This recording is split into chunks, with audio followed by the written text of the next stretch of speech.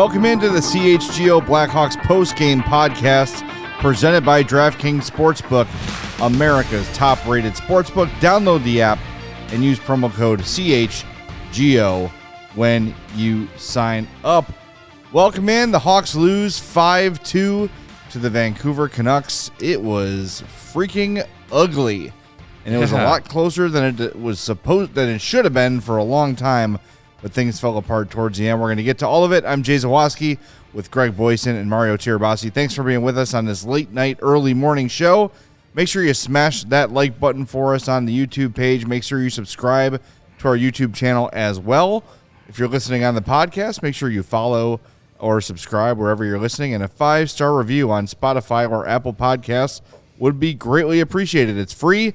It takes 10 seconds, and it goes a really long way to helping this podcast grow and take hold. So we would appreciate a 5-star review wherever you can leave it for us. So that was a game, and there was hockey being played, and there was ice and sticks and the whole deal.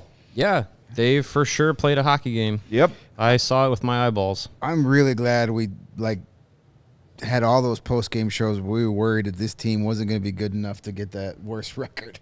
Yeah. Even with 6 out of 8 wins, they're still right where they should be. One night for them to be right back to 1 point out of last place after 6 of 8 wins. And everyone lost their shit, and here we are. If the Blue Jackets win in overtime last night, they're tied for dead last tonight. Yep. So as many times as we have to talk people off the ledge, it all comes back to this team sucks.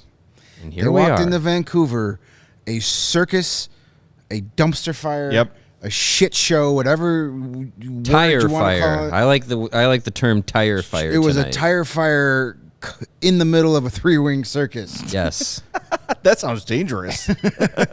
Listen, the circus has got to try and pull people in any way they can, exactly. so they're lighting tire fires in there. Yeah, well, better than abusing animals. But you go. That's a different podcast. You go see a team.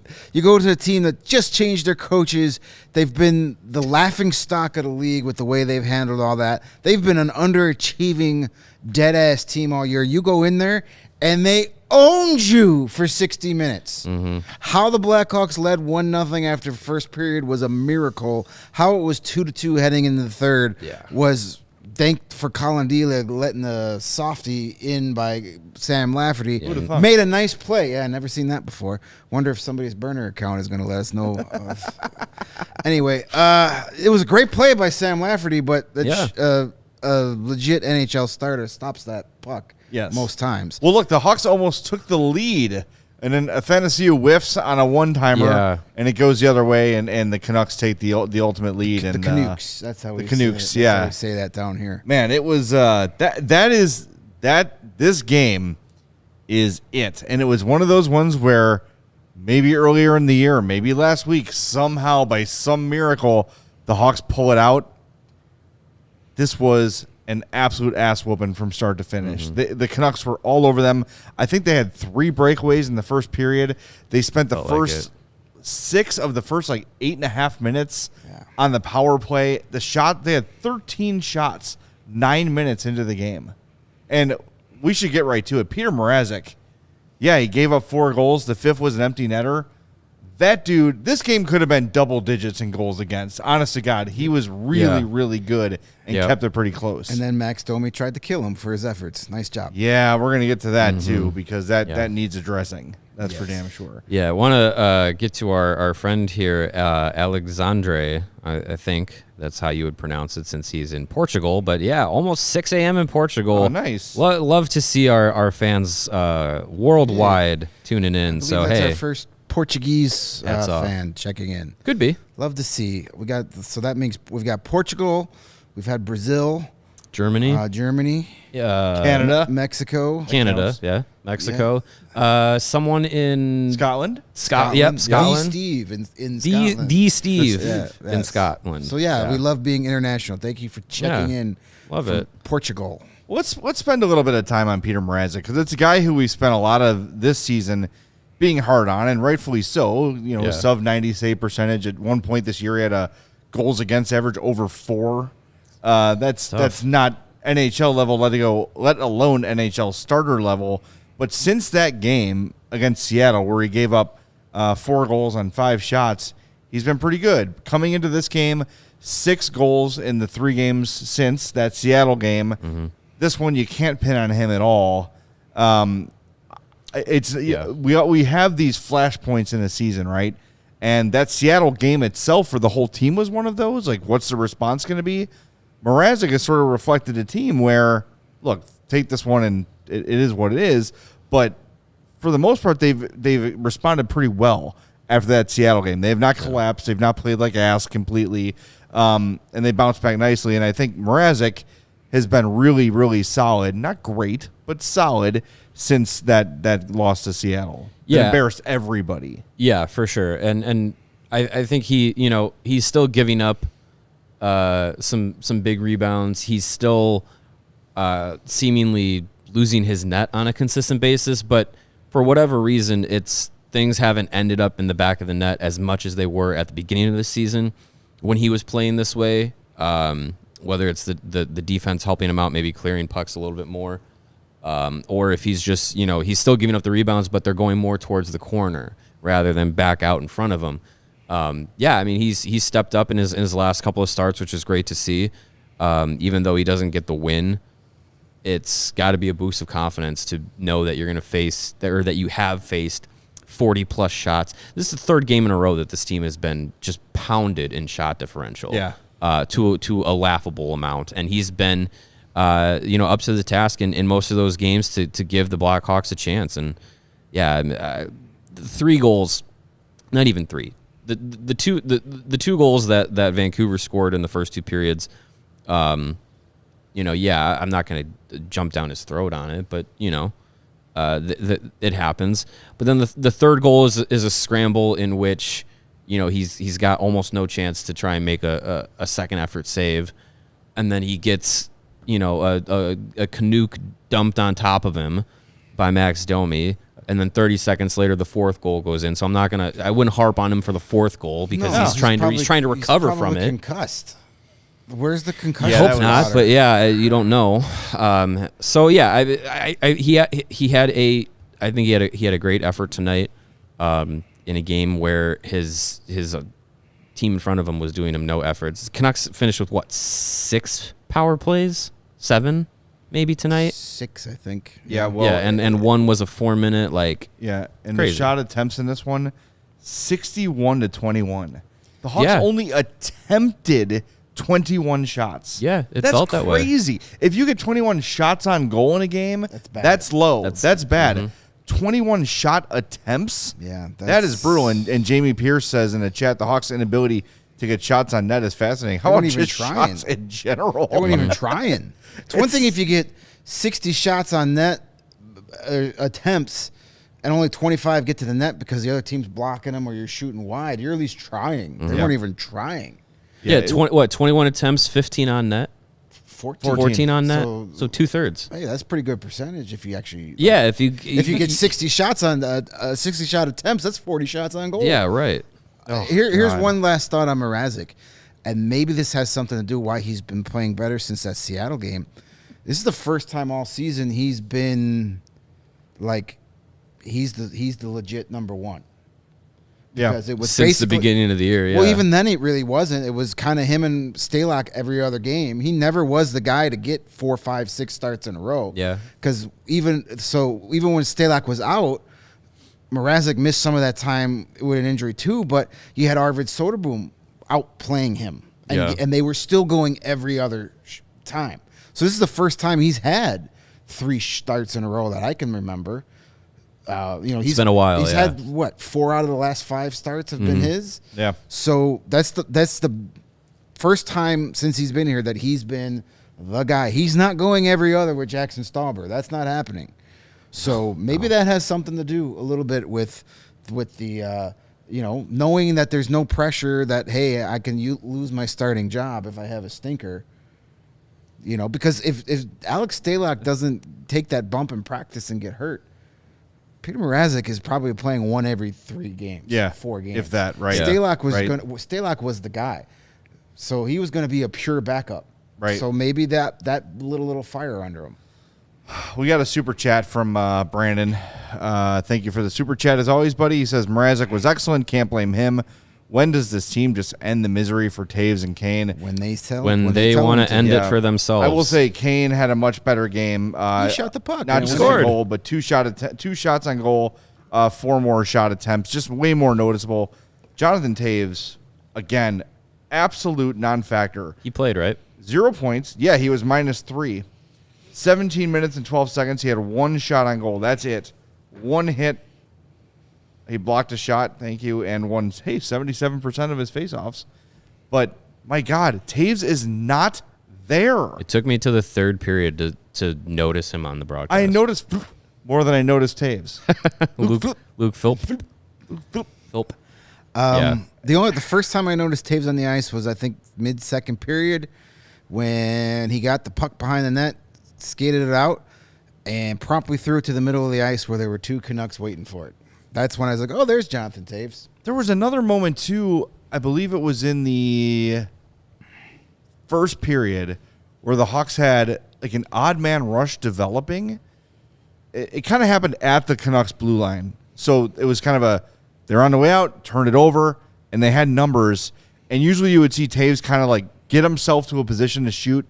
You know, like Alex DeBrincat was so good at finding that soft spot on the ice and getting open for a shot.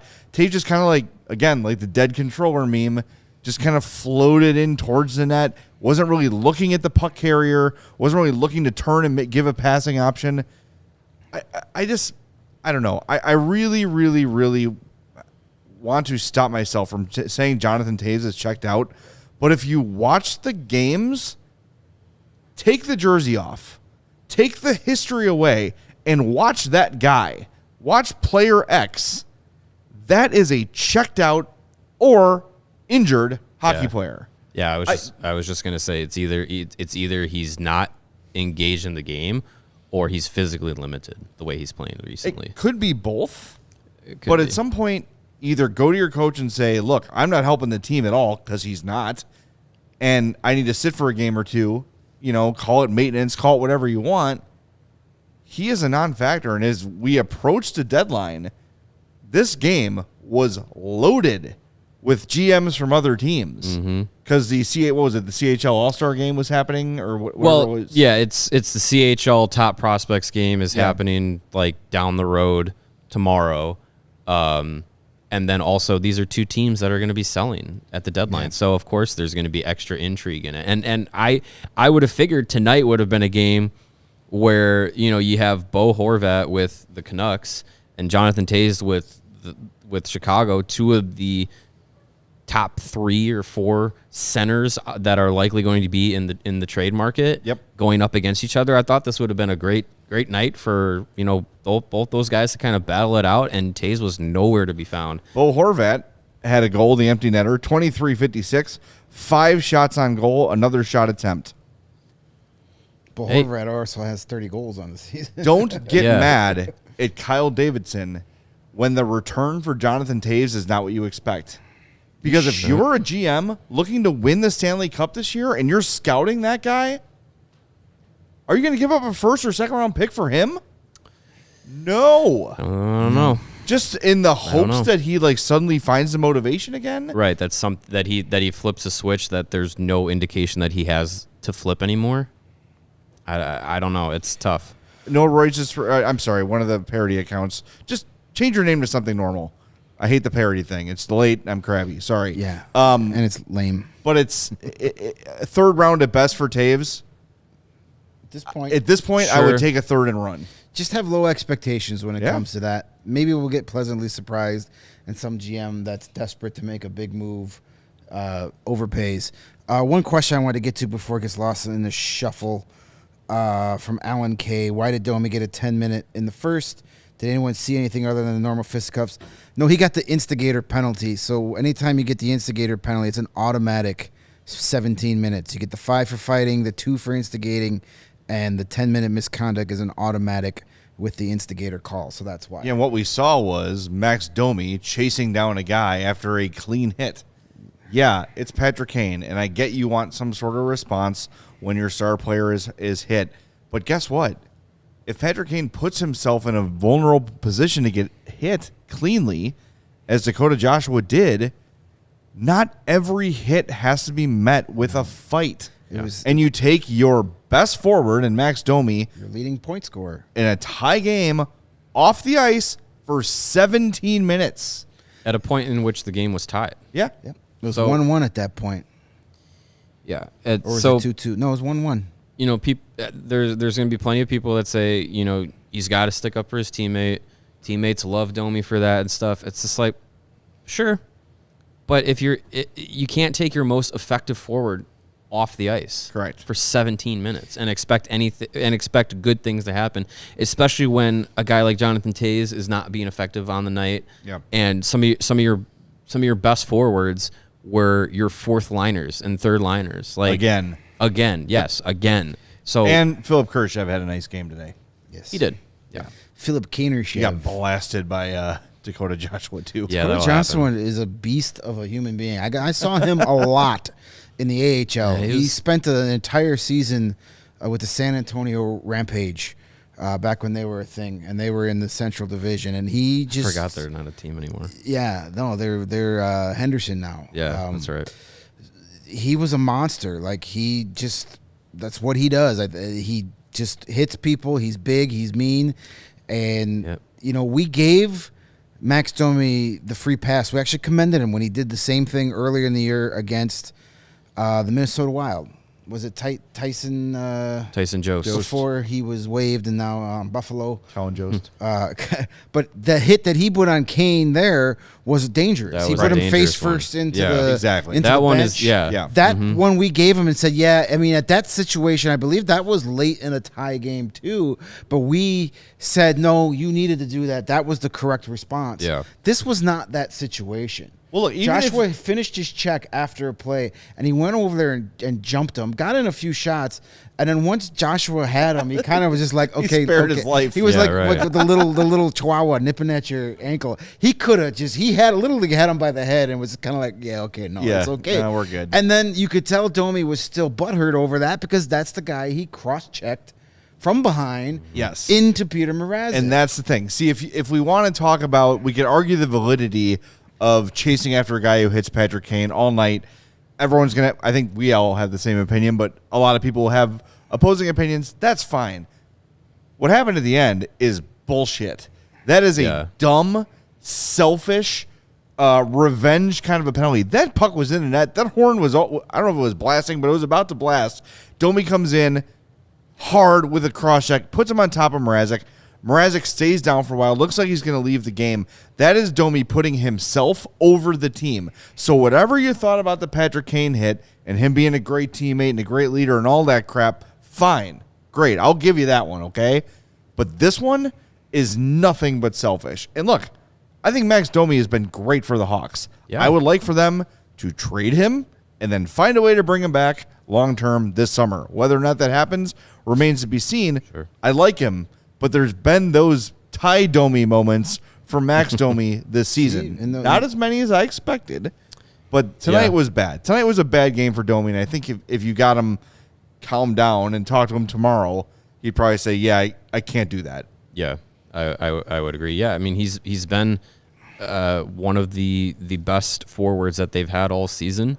It's the reason that on, you know, our Blackhawks trade deadline big board that we put together that you can go check out at allchgo.com. That's the reason he was number 2 behind Patrick Kane ahead of Jonathan Toews, because I think of the effectiveness that he's brought to the table in an elevated role with the Blackhawks has been great this season. He's done everything and more that was asked of him when he was brought here for the reason of being traded. He's performed perfectly. But it's nights like these that you're going to get with Max Domi. But at this point of the season, you don't want to see that because, one, it's putting the Blackhawks in a bad position. And then, two, especially a night where, you know, we talked about it with all the GMs in there, you're like, yeah, he'd be great, but I also don't want him taking a 17-minute penalty in the postseason because someone, you know, takes a rough hit that you're going to see in the postseason.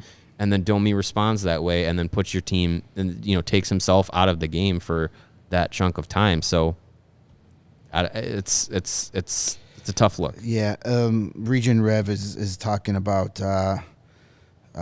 his penalty minutes, and he does lead the team in penalty minutes. I think he's up to 58 now, and she says he had 25 in the first 9 games, but that also includes the 17 minutes he picked up in the Tyson. So he's got 58 penalty minutes on the season, 34 on 2 fights. 2 plays, So right. you take away those, he's got 24 penalty minutes.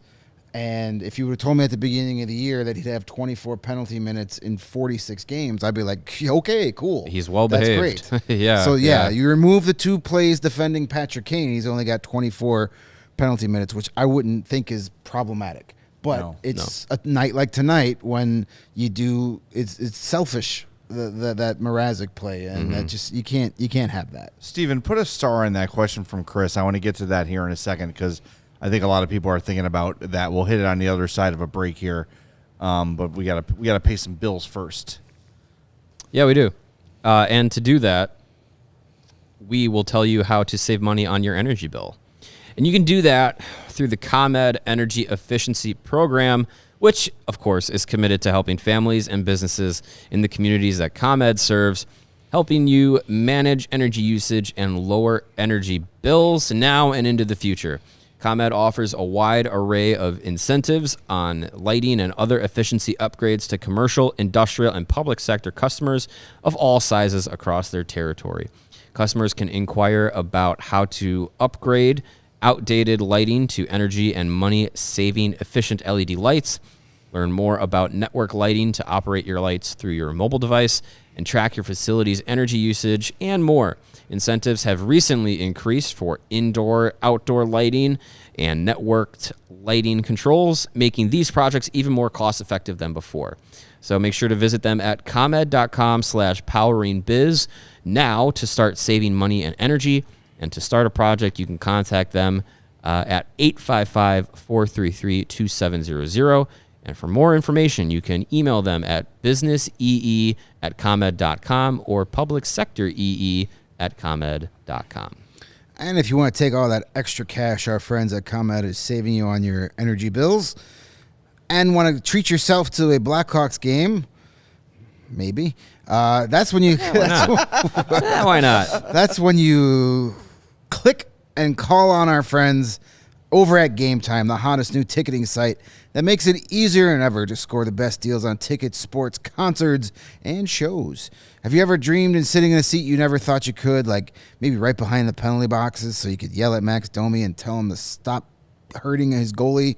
Well, it's possible with Game Time. The biggest last-minute price drops can be found on the seats you thought you could never find or never buy. You won't find a better deal this season on Blackhawk tickets, and there are only 5 home games left before the March 3rd trade deadline. So regardless of what we think of Patrick Kane and Jonathan Taves and how they're playing right now, they have a legacy here that is unmatched, and there might only be 5 games to see them play in a Blackhawks uniform.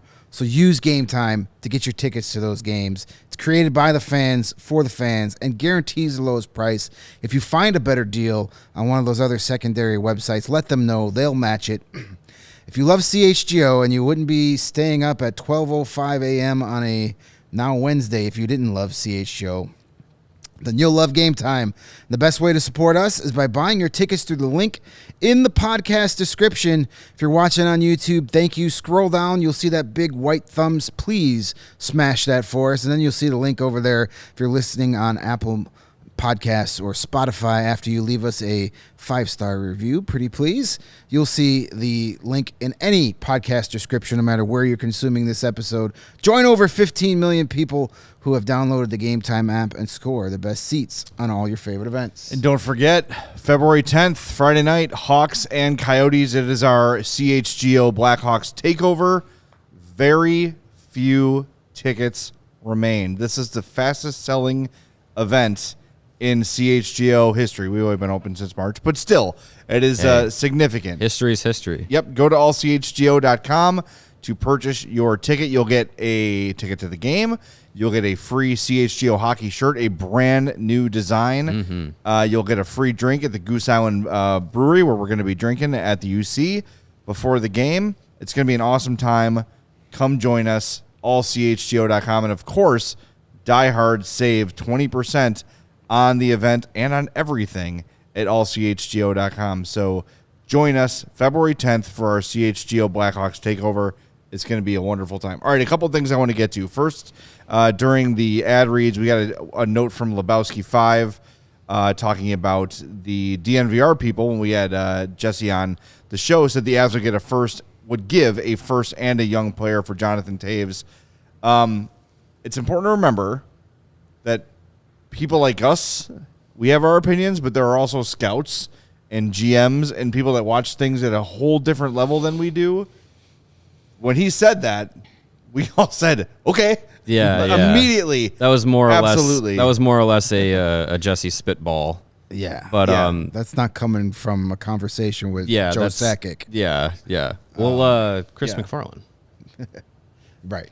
Yeah. Is the new Avs GM. But yeah, Figurehead. I would love that. Yeah, that would I be would wonderful. love a first and Martin Kaut for Jonathan Toews. I just don't think the Avs are anywhere close to doing Here's that. my final thought on the Jonathan Toews trade stuff, at least for tonight, because we're going to be talking about it every show until then. Until it happens. Yeah. And probably after. Lower your expectations, but also never underestimate the stupidity of an NHL general manager. That is correct. Oh, for sure. Somebody out there may galaxy brain it and say, I got to have this. Because I'm sure there are a lot of fan bases that would just see the name Jonathan Toews and go, wow, our team's going for it. This guy is a Hall of Famer. You know, a lot of casual hockey fans in Colorado or Boston might be like, holy cow. Yeah. They're going for it. Or Edmonton. Or wherever. So there is something to do with the name. You can be the general manager and say, hey, I traded for Jonathan Toews. He's won Stanley Cups. So never underestimate a GM overpaying. There's always one every trade deadline, Bill Zito, I'm looking at you, that does something immensely stupid. Yeah. But lower those expectations, and then you can't be disappointed. Yeah. There is a very real chance of a scenario happening where Timo Meier is gone. Bo Horvat's off the market. Oh, crap. We didn't get either of those guys. Well, Now I have here's to Toews. overpay. Take all of our picks, and people might freak. You know, That's what you're GM gonna might hope panic. for. That's They what might you hope panic at for. the disco. Yeah, there you go. R.I.P. to a band who I don't know any of their songs. We got a super chat from Jason. He says, there's no reason our team shouldn't have a Jeanot or Olivier type player, especially during tank, to drop the gloves over our better players. My 2 cents. Enforcers just don't exist anymore. Well, It's Jared Tenorti's got his face wired shut, so that doesn't help. yeah. Right, I mean, and Reese Johnson is supposed to be that guy. But You're he's not really wrong, but the difference is Max Domi is your leading scorer. Yeah. He leads your team in points and goals. You can't not have him for 17 minutes. Let Reese Johnson go get the 17-minute penalty. Yeah, exactly. Like, you're not wrong. You know, you still need a guy that could play physical on your team. Not as many as we used to, but that's not Max Domi's role right now. Max Domi's role is to lead the team in points. Right. And Tanner Jeannot scored, 30 goals a couple seasons ago? Last year, I think he had 26. 26. A lot on the power play. He had the Artem Anisimov trick nailed down. Stand in front of the net, let the puck hit you in the ass, get 18 power play goals. Hey, it works. It works. We finished third in Calder voting last year. Yeah. We also have German Hawks fan. He says it's 7:05 a.m. in Germany. Finally, a decent game time for them. Thank you, German Hawks morning. fan. We Awesome. appreciate you. All right. And we've got a super chat from Chris. He says, take a third for Toews. One thought. Okay. He says, I like Domi. FU instigator rule. I agree with that. The instigator rule needs re-examination. Yes, it's dumb. It's really, really bad. It's not working the way they thought. I just don't know about Davidson. Where's Reichel again? Now, this is something It's I wrote about in my loaded question. Yeah, I wrote about this in my 3 Hawks hits that'll be published after the game. Lucas Reichel is kind of who we all talked about the other night when Tyler Johnson went down as who we all wanted to see here. And I think we all expected to see her because we've been told he's got to play in the top 6. Mm-hmm. There's nowhere for him to be if he's not in the top 6. Well, left wing 1 goes down, so it's natural that Lukas Reichel would be the guy called up, right? Well, it was not him. It was Luke Philipp called up, and he's got 30 points in 31 games. Got the hiccups. Certainly deserving of a call-up, right? He's done. Yeah. He's been good in Rockford. So here's something that NHL debut. I noticed today.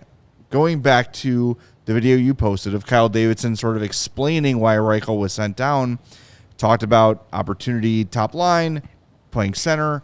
He also said, I want him to sort of take over, be the go-to guy, and show some leadership. Now, I'm not going to go as far as to say that Lukas Reichel has failed in that assignment, but in his 5 games since going back to Rockford, he has 1 assist, he's -3, and has 6 shots on goal in those 5 games. He has not gone back to Rockford and asserted himself the way that I think a lot of us would have expected him to do.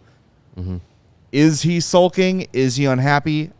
I don't know the answer to that. None of us do. Probably not. But I think the Hawks are somewhat within their rights to say, look, you're not playing well right now. Not only are the points not there, Greg, you told me turning the puck over a lot. I watched those 2 games so I could be knowledgeable in our rebuild report coming out earlier this week against Springfield and then the Wolves Friday and Saturday. He was bad. Yeah. He was noticeably bad. He was not taking care of the puck when he had it. He was not playing well without the puck, and those are the things that they always mention, for young players. Protect the puck. Yep. And be effective without it. So it could have been as easy as, hey, we want you back here, but you're not playing like an NHLer right now. So we're going to bring up a guy that had a good weekend. Yeah. And that's a message to Reichel saying, dude, you're not guaranteed. You got to work. And that's valid. Mm-hmm. And as hard as that is to swallow for us, because we're excited. Lukas Reichel is one of the few things that's like NHL close that we're excited about, honestly. Right, yeah. Like Luke Philipp is not going to be a star player. Could be good, could be a contributor down the road, but he doesn't project as that kind of a guy. No. Reichel is the exciting prospect with a shot at the NHL right now. But if it was a decision based on performance since the demotion, I kind of like that they're sending him that message and saying, look, like you said, nothing's guaranteed for you. Just because you came up here and had 3 really nice games does not solidify you as the automatic call-up. You've got to keep doing what you're doing down in Rockford. I'm confident that Reichel will bounce back. And, hey, maybe Philipp getting called up is the message to Reichel saying, hey, you did not earn it this time. Earn it. Well, it's a message to the rest of the Ice Hogs, too. Correct. If you want to be here in Chicago, you got to play like you can belong here. We're not just going to we're just not going to blindly look at the stat sheet and say, okay, he's at the top of the list, let's take him. No, we want to know if you've been playing well, we're going to reward you. If you haven't been playing well, we're not going to reward you. So it's if that's how it's going to go going forward when it comes to development, that's the correct way to do it. Yep. Here's Luke Richardson talking about if he was okay with Max Domi jumping Dakota Joshua after the hit. This is from Mark Lazarus. Quote, those calls are going to be automatic. If you skate from even a short distance, they're going to call the instigator. You just don't want that in the game. I'll never complain when a teammate steps up for a teammate or sticks up for a teammate. Are there little ways you can just curb that a little bit and send a message without taking yourself out of the game for 17 minutes? Because we missed him for a long time, short-staffed up front. Sometimes you can talk to a player and say, maybe we can do this a little bit, send the same message if you want to send that message to protect your teammate, but keep yourself in the game. We don't want to lose you. There you go. That's it. 2, 5, and 10 for Domi. And they're, in a tie game. Yeah, I think there's, like we said, like there's plenty of ways to get a message across that doesn't have to be your most effective player having to step up and do it. You can have a Reese Johnson go out and say, okay, take the number and go out and handle it at a different time. Get him engaged in a fight where it's only 5 minutes for each guy. Right. You had a half a hockey game. Yeah. To figure that out. Yeah, you got time to get your hits in. Mm-hmm. Yeah. You know, Maybe you do it. Take a number. Maybe you do it late in the third period, or middle of the third period. You get Reese Johnson, and then he doesn't score the game-winning goal seems logical to me. because he's sitting in the box because Reese Johnson fought him in the third period as opposed to right then and there. But I get it. It's hockey is a game of quick judgments, Instant reaction. and emotion, and emotion, and you see your guy go down, even though it was absolutely nothing wrong with that hit. Nope. I have no problem if he boarded him, hit him from behind. You go after the guy. But one of my biggest pet peeves in all of NHL is fighting after clean hits. It's and silly. it happens every time. Like fighting after a clean hit just makes no sense to me, because now you're giving them a power play.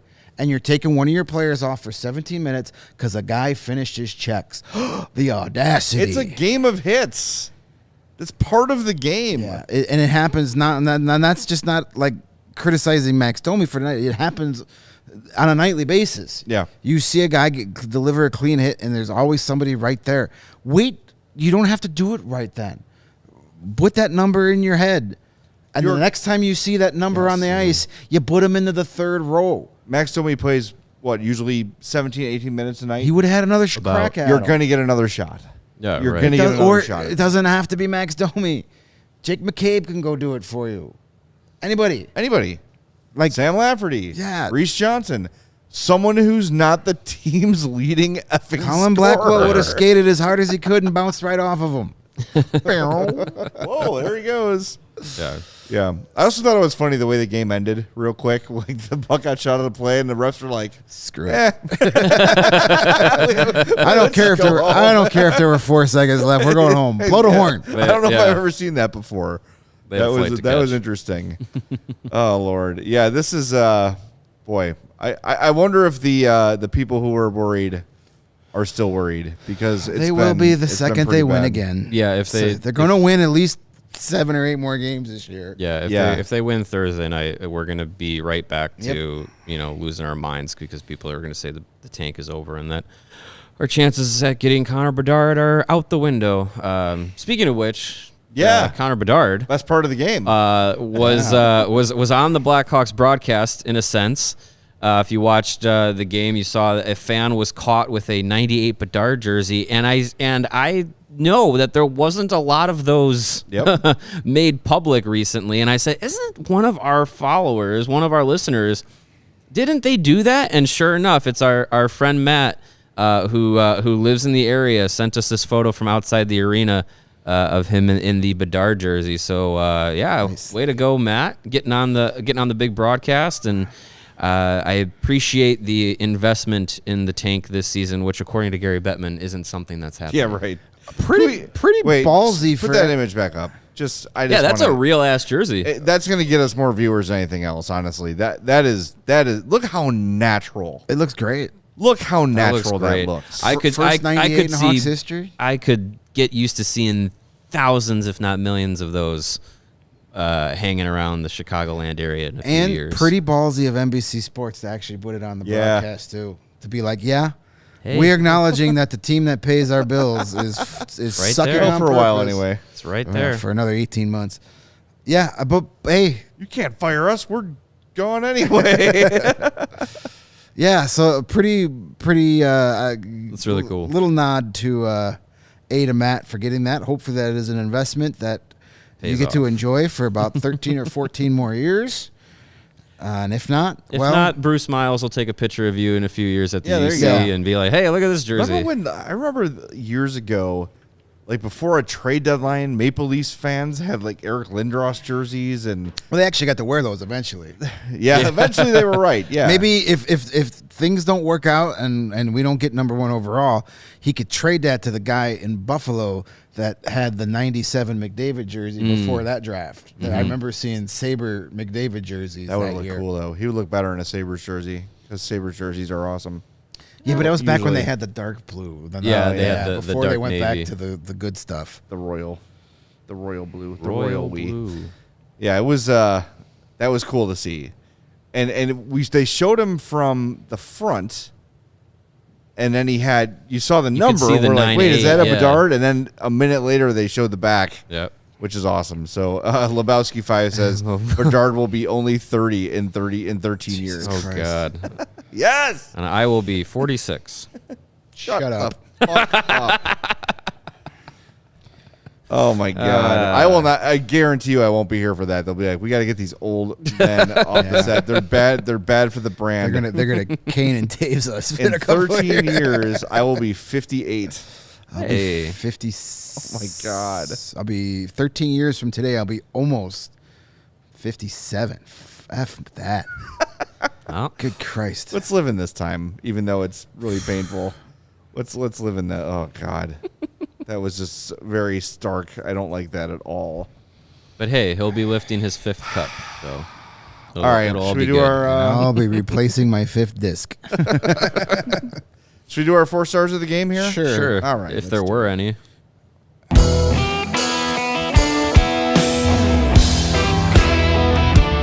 All right. Oh yeah, I should do 3 stars, right? 3 stars of the game were From the Ca-Nuked. Elias Pettersson with 2 assists and a massive hit on Caleb Jones. Can we read off his stat that friend of the program, Cam Robinson, had for Pettersson? He's on pace for 37 goals this season and has 0 on the power play? That is incredible. It's hard to do. That's incredible. Your number 2 star, shit disturber and goal scorer, Dakota Joshua. He had a goal, +1, 5. Oh, that wasn't him. Sorry. 2 shots on goal and 4 hits. Really solid game for him. And your number 1 star, no surprise, Andrei Kuzmenko.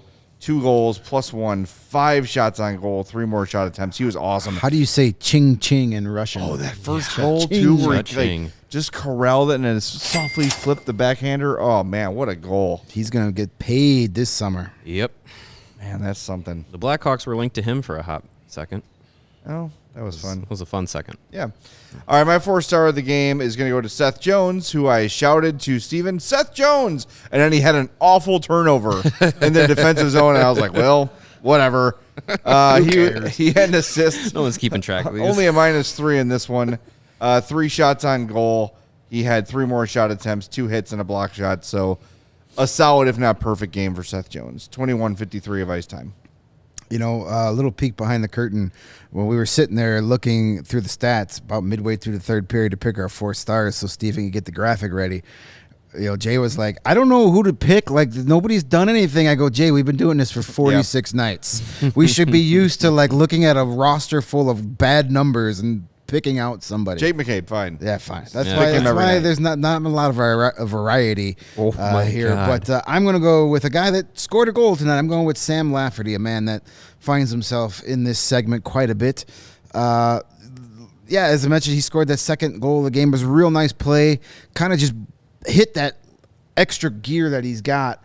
Freed himself, got right to the center of the ice, skated right, shot left. It was a goal that probably most goaltenders will not let behind him, but you know he got it by. He's played. He had 22 shifts. He had a lot of ice time tonight with all the PK time. Played 3 minutes and 45 seconds of shorthanded time. Had the 2 shots to go with the goal, 2 hits, a takeaway, and 3. That's a blocked shot. And then but the downside, he was only 3 for 9 at the circle. But we'll let it slide.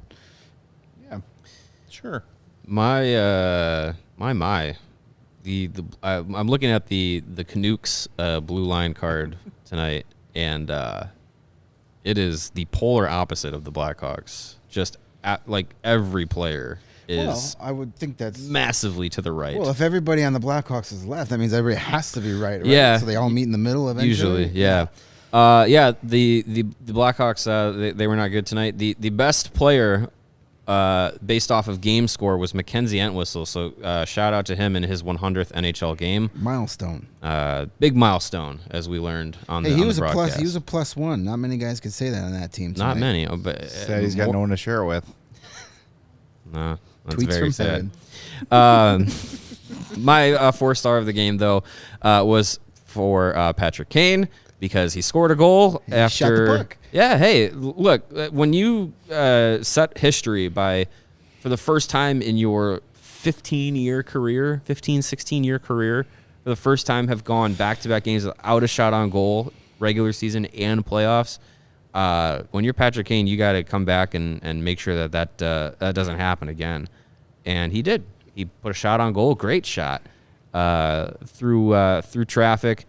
9th goal of the season, so good for him. He looks totally 100% healthy, doesn't he? Yes. All those GMs in the building saw a 100% healthy Patrick Kane tonight. Well, he's only got 9 goals.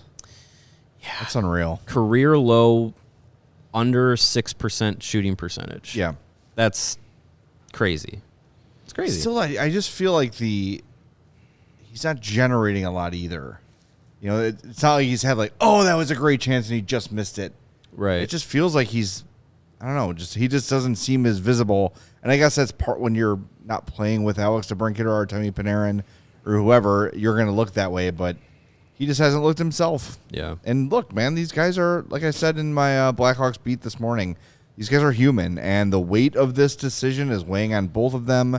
And you kind of understand that, right? It is a tough thing to go through, but at the end of the day, you got to perform. You got to be a professional. They're not the only ones on the Hawks with trade rumors circling around their heads. Right. And some of those other guys are finding a way to perform. And they've been traded several times in their career. You know? Right. It can happen. So, yeah, and like they control if that weight can be lifted off their shoulders or not. And I think, we've had 7, 8, 9 months of trying to figure out what's going to happen with these guys.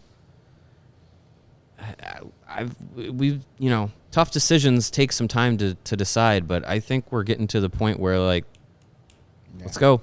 Let's figure out what's going to happen here. I believe the old term my dad used to make is poop or get off the pot. Yeah. I've heard that before. Look, and look, if they want the stress of this to go away, just say, I'm not being traded. I'm here for the rest of the year. Right. We'll talk in the offseason. Fine. Yeah, at the very least, it gives you a 3-month extension of time to kind of figure out things in the summer, or 6-month extension of time. At the very least, you can do that and then figure out, okay, well, then March 3rd is out of the question. Then we'll talk about it in the summer and go from there. That gives Kyle Davidson something to work with. Yeah. He could go, okay, now I don't have to worry. I'm not going to worry about Patrick Kane and Jonathan Toews at the trade deadline. Now I can worry about Max Domi and Andres Athanasiou and maybe Jake McCabe or Connor Murphy or Sam Lafferty, whoever. He can focus on those other things, and other teams can figure out, okay, Kane and Toews are not on the board. Now what are we going to do? It just clears up a lot of things, and if they do want out, then say it. Say so. Then say it. You can't wake up March 3rd and text Kyle Davidson and say, you know what, trade me. That does us no good. Yeah. So it's got to come eventually. And I know people are sick of hearing about it. So are we. We'd love some closure on this. Right. So we would love to know. All right, let's we're gonna do our DraftKings King of the Game. But we're getting up to spinning the wheel time. We got 59 likes right now. Let's get to if we get to 70 likes, 69. We'll do 4 bonus spins. wow. Got to get to 70 though. It's a bonus spin. We can do that. 59 likes right now. If we get to 70, I'll give you 4 bonus spins. I think our friend in Portugal also said we should get some international spins for our Portugal and Portuguese and if we and get German to 70, viewers. we'll make it 5. All right. All right, Sounds fine. good. We'll use the metric system. All right, 4 teams, 2 conference championship games, and only a few more shots to win big on the playoffs with DraftKings Sportsbook, an official sports betting partner of the NFL. Counting down to Super Bowl 57, new customers can bet just $5 and get $200 in free bets instantly. That means right away. Doesn't matter if you win or lose, it's there instantly. Not a new customer? You can feel the conference championship thrills with stepped-up same-game parlays.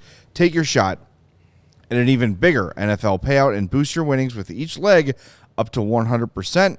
Download the DraftKings Sportsbook app. Use the code CHGO. New customers can bet $5 on the conference championships and get $200 in free bets instantly, Only at DraftKings Sportsbook with code CHGO. Minimum age and eligibility restrictions apply. See show notes for details. And tonight's king of the game is, you probably guessed it, Petr Mrazek. Mm-hmm. He should be Peter with all the missing vowels with those two guys. 4 goals against on 47 shots on goal. That's 43 saves, folks. A .915 save percentage. I know 4 goals doesn't look great, but when you really watch this game and dig into the numbers, he was excellent. So Petr Mrazek is our DraftKings king of the game. When you have to see nearly 50 shots, giving up 4 is a little forgivable. Yeah, absolutely. Yes. And in addition to our friends over at DraftKings, we like to thank Shady Rays for being a partner here at CHGO. They never understood why sunglasses were so expensive, so they set out to change it. You don't have to break the bank for quality sunglasses this winter because our friends at Shady Rays have you and your precious eyeballs covered. We need Shady Rays in here with these new lights we have. They are I'm still bright. not used to it. I'm never going to get used to how bright it is in here now. Shady Rays are premium polarized shades featuring world-class optical clarity, substantial durability, and styles catered to everyone and every lifestyle, including podcast hosts. The best thing about Shady Rays is they have the most insane protection program in all of eyewear. If you lose or break your shades on day one, they told us they will send you a brand new pair, no questions asked. Did you lose them while doing some ice fishing? Did they fall off a cliff? Did Ty Domi get 17 minutes by breaking them off of your face because you dare? Max. What difference does that make? Even like Ty, we're going to call you Ty. Hey, whatever.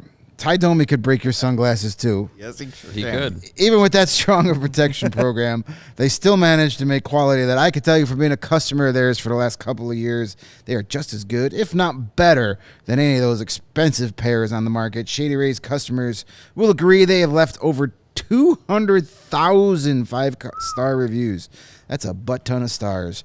It's over Shady a million. Rays also provides 10 meals to fight hunger in America with every order placed, and have donated over 20 million meals to date.